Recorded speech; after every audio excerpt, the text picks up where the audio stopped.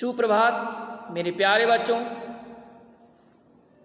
आज मैं आपके समक्ष अपनी एक नई वीडियो के साथ पुनः उपस्थित हुआ हूँ। आपने मेरे पिछले वीडियो में रसखान जी के सवैये का आनंद उठाया था। उन सवैयों में रसखान जी भगवान श्री कृष्ण की समीपता प्राप्त करने के लिए तीनों लोगों के बड़ी सी बड़ी संपत्तियों को न्यौछावर करने के लिए तैयार थे। आज उन्हीं के तीसरे सवैये के साथ मैं पुनः उपस्थित हुआ हूँ। तो चलिए इनके सवैये का अध्ययन अध्यापन कार्य करते हैं। मोरे पखा सिर ऊपर राखी हो, अरे गुंजे की माल गरे पहिरोंगी, ओढ़ी पीताम्बर ललकुटी बन, गोधन ग्वारनी संग फिरोंगी। भाव तो वही मेरा रस खानी सो, तेरे कहे सब स्वांग करोंगी। यह मुरली मुरली धर की अधरान धरी अधरान धरोंगी। या मुरली धरी मुरली अधरान धरी अधरान धरोंगी। तो इस सवैये के माध्यम से रसखान जी कहना चाहते हैं कि एक गोपी जो भगवान श्री कृष्ण से अगाध प्रेम करती है और वह गोपी अपनी एक सखी से कहती है कि हे सखी, मैं श्री कृष्ण का हर रूप धारण कर सकती हूँ, तो जो जो तुम कहोगी मैं सब कुछ कर सकती हूँ। मैं मोरपंख को धारण कर सकती हूँ, गुंजे की माला को पहन सकती हूँ, पीताम्बर को ओढ़ सकती हूँ और ग्वाल बालों के साथ गायें भी चरा सकती हूँ। जो तुम कहोगे मैं सब कुछ करने के लिए तैयार हूँ, लेकिन मैं वो मुरली अपने ओठों पर धारण नहीं कर सकती, क्योंकि वह मुरली मुझे सौतन जैसी प्रतीत होती है, क्योंकि वह हमेशा श्री कृष्ण के पास रहती है और श्री कृष्ण हम लोगों की तरफ एक बार भी दृष्टि नहीं फेरते हैं उस मुरली के चक्कर में। तो रसखान जी क्या कहते हैं, चलिए देखते हैं। मोरे पखा सिर ऊपर राखी हो।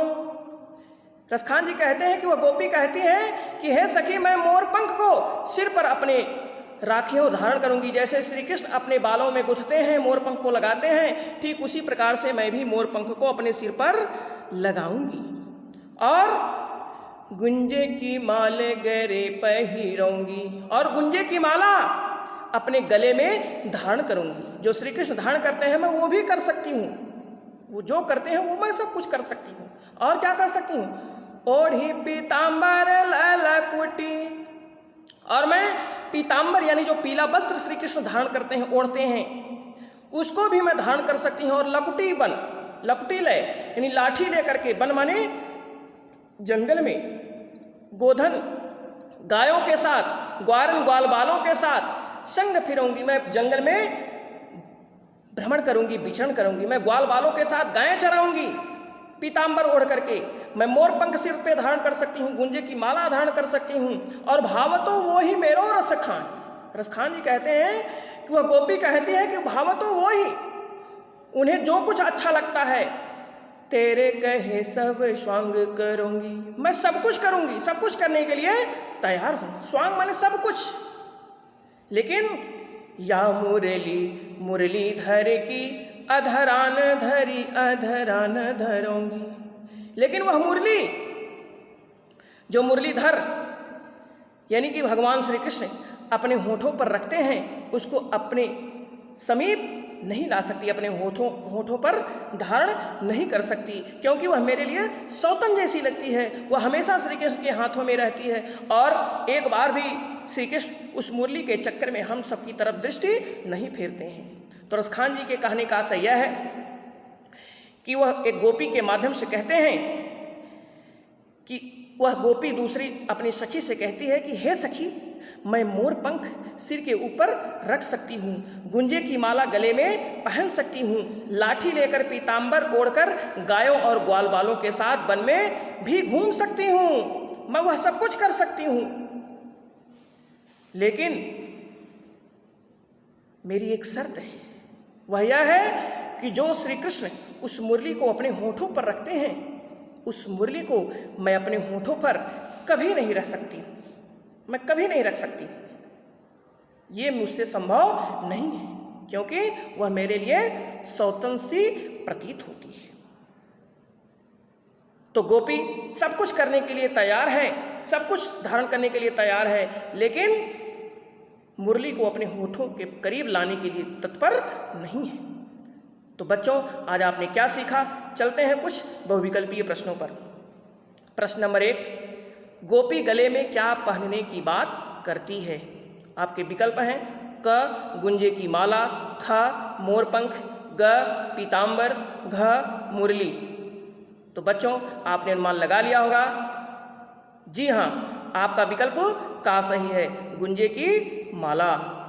अब हम अगले प्रश्न पर बढ़ते हैं। प्रश्न नंबर 2, गोपी सब कुछ करने के लिए तैयार है, परंतु मुरली अपने होठों पर धारण करने के लिए क्यों नहीं? गोपी सब कुछ करने के लिए तैयार है, परंतु मुरली अपने होठों पर धारण करने के लिए क्यों नहीं? आपके विकल्प हैं क क्योंकि मुरली से वह मित्रवत व्यवहार रखती है, ख क्योंकि मुरली उसे सौतन जैसी प्रतीत होती है, ग क्योंकि मुरली बहुत पुरानी हो गई है, घ उपर्युक्त सभी। तो बच्चों, आपने अनुमान लगा लिया होगा कि आपका कौन सा विकल्प सही है। तो आपका विकल्प ख सही है, क्योंकि मुरली उसे सौतन जैसी प्रतीत होती है। अब हम अगले प्रश्न पर बढ़ते हैं। प्रश्न नंबर 3, अधरान धरी अधरान धरोंगी में कौन सा अलंकार है? आपके विकल्प हैं क यमक अलंकार, ख उत्प्रेक्षा अलंकार, ग रूपक अलंकार, घ श्लेष अलंकार। तो बच्चों, आपने अनुमान लगाया होगा। अधरान धरी अधरान धरोंगी, यहाँ पर अधरान और अधरा यानी 2 बार अधर अधर शब्द आया है।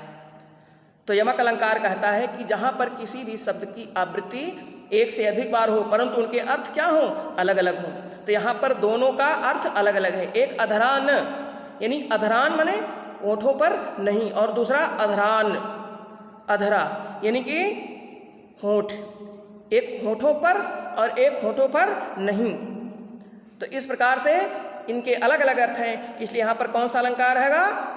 जी हाँ, आपका विकल्प का सही है, यमक अलंकार। तो हम अगले प्रश्न पर बढ़ते हैं। प्रश्न नंबर 4, गोपी क्या धारण करके ग्वाल बालों के साथ फिरना चाहती है? आपके विकल्प हैं क मुरली, ख पीताम्बर, ग गुंजा की माला और मोरपंख, घ उपर्युक्त सभी। तो बच्चों, आपने अनुमान लगा लिया होगा कि वह क्या धारण करना चाहती है। जी हाँ, आपका विकल्प घ सही है, उपर्युक्त सभी। वह सब कुछ धारण करने के लिए तैयार है। गुंजे की माला धारण करने के लिए तैयार है, मुरली धारण करने के लिए तैयार है, मोरपंख धारण करने के लिए तैयार है, लेकिन मोरपंख मुरली को नहीं। तो इस प्रकार से आपका विकल्प उपर्युक्त सही, सभी सही है। अब हम अगले प्रश्न पर बढ़ते हैं। हम प्रश्न अभ्यास की तरफ बढ़ते हैं। प्रश्न निम्नलिखित प्रश्नों के उत्तर दीजिए। प्रश्न नंबर 1, सखी ने गोपी से कृष्ण का कैसा रूप धारण करने का आग्रह किया था? प्रश्न नंबर 2, गोपी मुरली क्यों नहीं धारण करना चाहती है? तो बच्चों, आज बस इतना ही। हम आपसे पुनः मिलते हैं अपने एक नए वीडियो के साथ। तब तक के लिए धन्यवाद।